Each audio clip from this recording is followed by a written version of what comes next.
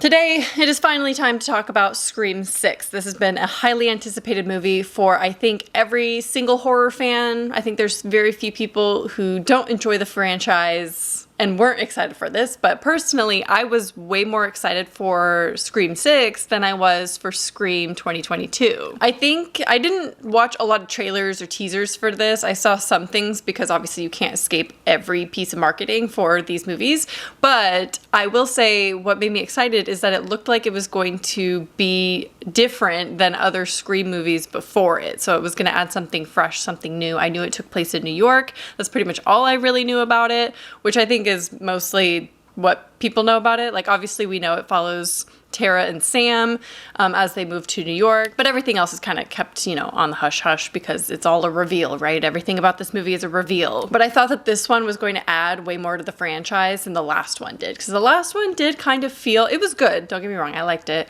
I actually rewatched it the other day in preparation for this. Still holds up. I think it's really good. However, it does feel like every other Scream movie, I think, compared to this one. And there's nothing wrong with that. I think it definitely appeases the fans because there's a specific formula that Scream movies tend to have, and it works. It works for the fan base, and that's fine. I wanted something a little bit more unique and something a little bit different, so we got that with Scream 6. 4 survivors of the Ghostface murders leave Woodsboro behind for a fresh start in New York City. However, they soon find themselves in a fight for their lives when a new killer embarks on a bloody rampage. Now, Sydney did not return for this movie. However, we did have Hayden Panettiere, is that how you pronounce her name? Return as Kirby, reprise her role as Kirby for this movie, so that was exciting. I think it's fun to see previous, you know, characters from other movies. Of course, Sam and Tara Carpenter return. We still follow a little bit more of Sam, but we got to see a lot more of Tara in this, which I thought was really exciting because obviously she was a standout in the last year's Scream, but she had such a small role, I feel, so I was excited that she had a little bit of a bigger role in this. And then, of course, we had Courtney Cox return as Gale Weathers, who said that she would play Gale Weathers for free, which felt like a little bit of a dig towards Neve Campbell, because Neve Campbell did not return because of disagreements. They couldn't agree on her pay rate. Like, she wouldn't accept, they were kind of lowballing her for her to return because she added so much to the franchise, of course. So for Courtney Cox to be like, I would play Gale for free, it kind of feels like a little bit of a dig. I'm not starting drama, whatever. I'm sure it wasn't. I'm sure they have mutual respect for one another, but I'm just saying. And another reason I was excited for this one a little bit more is Samara Weaving played a role in this, and I really love her acting. I think she's a great, fantastic Scream queen, and love her in Ready or Not. So as we know, the Scream movies are very meta. That's the whole point of them, and they kind of introduced that whole concept to the genre of horror, and actually just movies in general. I feel like it was one of the first to really truly embrace being meta and self-aware and make fun of itself and not take itself too seriously. And it usually has something to do with where we are in the franchise. So whereas last year it kind of poked fun at requel cliches, this one pokes fun at franchise cliches because we're like in the middle of a franchise, right? And one of the rules of a franchise is everything is bigger and better, more extreme, and that very much holds true for Scream 6, and I feel like that added so much to this movie. Like I said, last year's Scream felt a little bit more like catering to the traditional diehard Scream fans, and then this movie I feel like is for fans like myself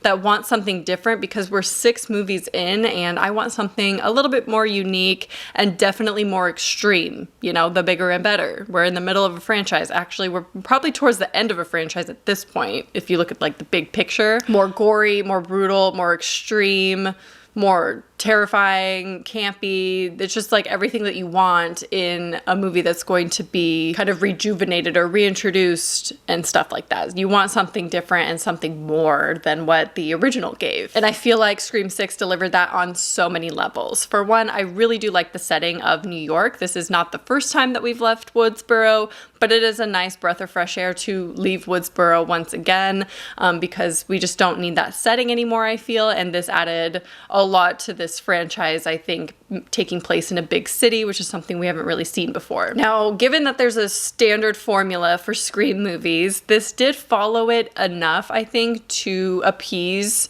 the fans, the diehard fans, the OG fans, which don't really consider myself in that category. I say that every time I talk about Scream, is like, it's not my favorite franchise. I say that every time because it's just not. I like other franchises more, but that's just me. So I feel like Scream 6 kind of caters not only to original fans of the franchise, but also new fans, because it's going to hook people in when they go and see this. I mean, you kind of have to know every other movie that came before this movie in order to really understand it and have fun with it, because obviously there's tons of references to past Scream movies. But even still, if you're in it for like the fun and the meta aspect and the gore, then this is still a really good time. And I feel like they want to keep making movies, so we need to have more introduced and more unique stuff going on and just something different, because obviously we're 6 movies deep and like we know what to expect at this point. We know who's probably going to be the killer. It's easier to guess nowadays. And I feel like Scream 6 was kind of a breath of fresh air for the franchise. I will say this movie had some of the most intense and terrifying scenes out of the entire franchise. My favorite being the ladder scene. I loved that scene. It's very reminiscent of, you know, Sydney crawling over the body of Ghostface. I feel like that was kind of an ode to that suspense and tension. And I feel like the OG movies were more about being meta and silly and goofy. Like, they never really made Ghostface terrifying. It was more like just a whodunit, like a mystery movie, slasher movie, without the terrifying nature of it. And I feel like they really injected a lot of terror and horror into this movie, even more so than last year, I would say, because the death scenes in Scream 6, the kill scenes, brutal. Like, the most brutal out of the entire franchise, and there's many of them. Very, very gory. And that's a great thing when you're watching a slasher. You know, you want that from a slasher movie. I was never once bored with this movie, and it is the longest Scream movie in the entire franchise, running about 2 hours. But I felt like the pacing was actually pretty good. There were a few slower moments because we have some romances introduced into this, which I could take or leave. I don't feel like it adds that much to it, but it is kind of reminiscent of previous Scream movies. Like, there's always kind of a romance, you know, don't trust the love interest. They have to have that kind of thrown in there. But there's like multiple storylines of that. Not really fleshed out or like, you know, explored enough, I would say. But for me, I feel like that's fine because I didn't really want any of that anyway. That's a personal preference though, of not liking like a lot of romance in movies. But I feel like it was just whatever to me. And so it did add some slower parts though because of those scenes. Like I said, this still follows Sam as a character, and we do get more of Tara, which I really enjoyed because I think Jenna Ortega is generally the better actor. Probably the best in this movie or in this franchise now, I would say. Well, should I say that? Is that controversial? I don't know. I really like Jenna Ortega, okay? Anyway, I've never been really a fan of Sam's character or her backstory. Like, I'm not really a fan, and that's something that this movie like doubled down on and included so much more of that. And it's like we already saw a lot of that in Scream from last year, and I just don't feel like that was necessary.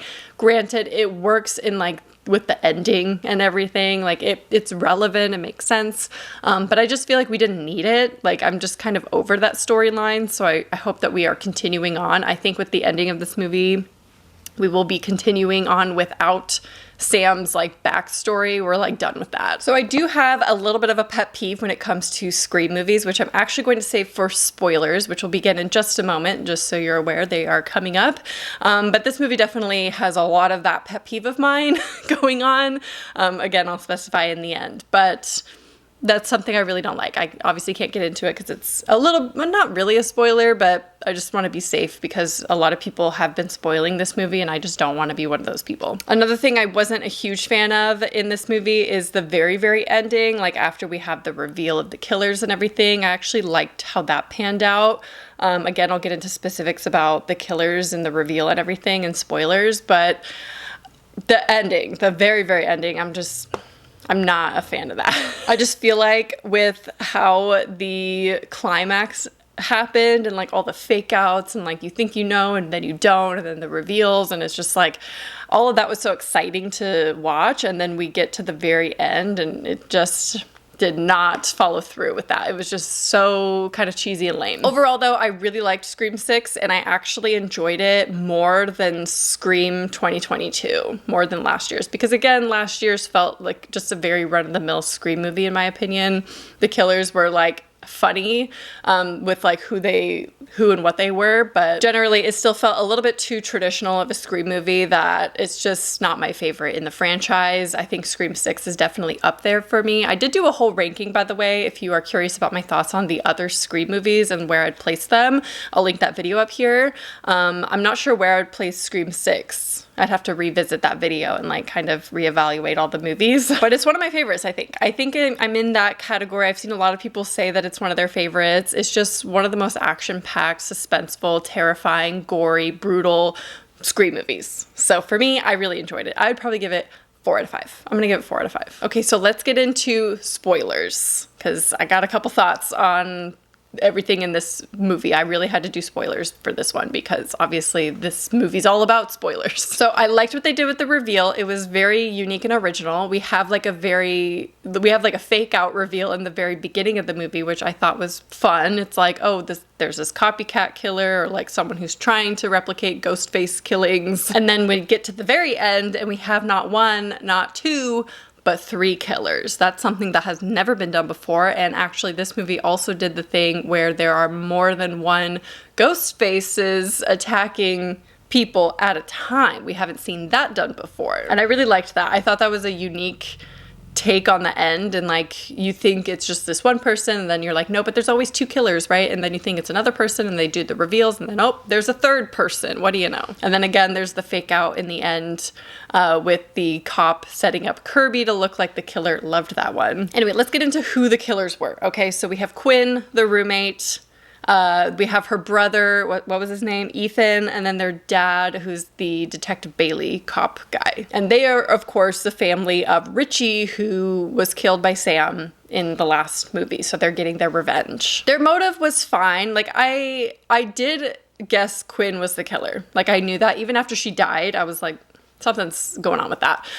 Something suspicious. The detective also suspicious. Never trusted him at all. And then they set up Ethan so many times to be the killer that it made it too obvious. So then people would think it wasn't him. So that I was like, it's probably him, because they keep referencing, oh, could be the killer. So to me, the reveal wasn't as shocking as I thought it was. What was more shocking was the fake out with Kirby being the killer, right? But I immediately was like, no, because the detective is sketchy. Like, something is weird with him. Of course he's gonna say that she's the killer. Like, I just had a vibe from him. So nothing very shocking. Their motive was okay. It's something that's been done before. You know, the family members of the person who was murdered, the past ghost face. We've seen that before. So to me, that wasn't anything original.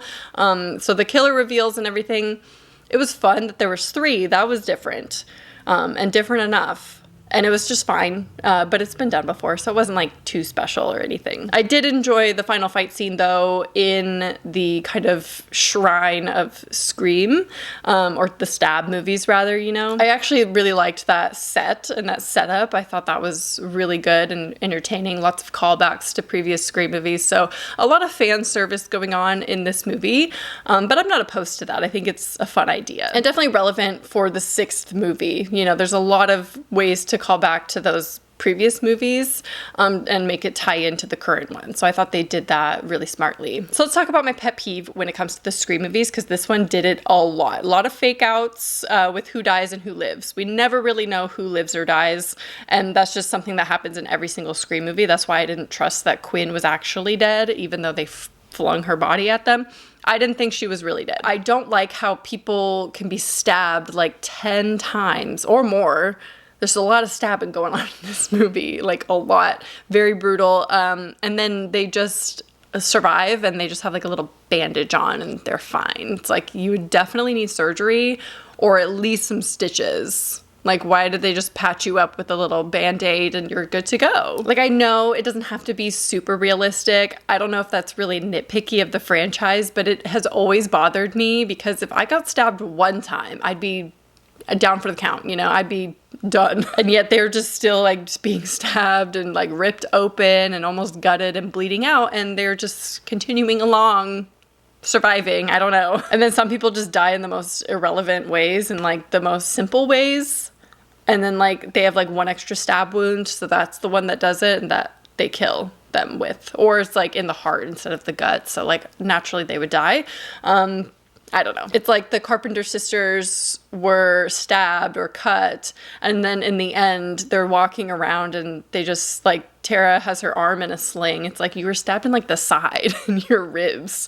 Wouldn't that have punctured a lung or, like, your liver, a kidney, and you just have an arm in a sling? And then Sam has, like, a patch on her arm. It's like that probably needed stitches. Like, that wasn't just, like, a little paper cut. It was definitely like a knife wound, but this movie did it like a lot. So I was like getting a little bit tired of how invincible everyone is and how easy it is to like survive all these stab wounds. Speaking of, another thing I was not a huge fan of in this movie is how many people survived. I feel this is the most number of survivors in the end, of 7. There are 7 characters who survive. And that's very unheard of for Scream movies. Given that this movie was so much more brutal than the originals, and yet we have the least amount of people, like main characters, who actually die. We have a lot of survivors. So that felt a little bit weird to me, and I just wanted some of them to die, you know, like they even made a point to say like the characters aren't invincible anymore, like everyone can be killed in a franchise now, because we're at that point in a franchise where everyone is expendable. Every character is expendable. So why did everyone survive then, you know? So like I said, I did love the fake out of Kirby being Ghostface with the detective blaming her, and it fit because she was like beat up and stuff. And then I was thinking like, why aren't the 3 actual ghost faces like messed up? Now they were beat up by the Carpenter sisters, so why do they look like they just are fine? They have no bruises at all. What's that about? Anyway, given that I like Kirby's fake out, I really did want her to be the killer because I wanted some redemption arc for her storyline. I was not a huge fan of her becoming an FBI agent. Something about that just didn't seem like it would fit that character, and they did try to explain it a little bit, how she like wanted the killers to be afraid of her now instead of her being afraid.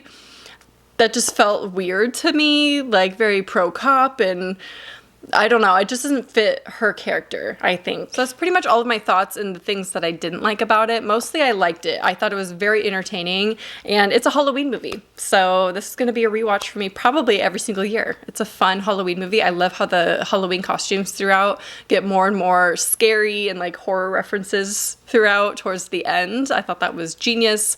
Loved seeing all the costumes on the subway. So I know a lot of you are probably going to have very strong opinions about this movie. I would love to know what you think of it in comparison to the rest of the franchise, especially Scream 2022, because they are the newer ones. Which one did you prefer? Are you an OG fan who loves the originals? And what did you think about Scream 6? Leave your comments down below. I hope you enjoyed, and I'll talk to you soon. Bye.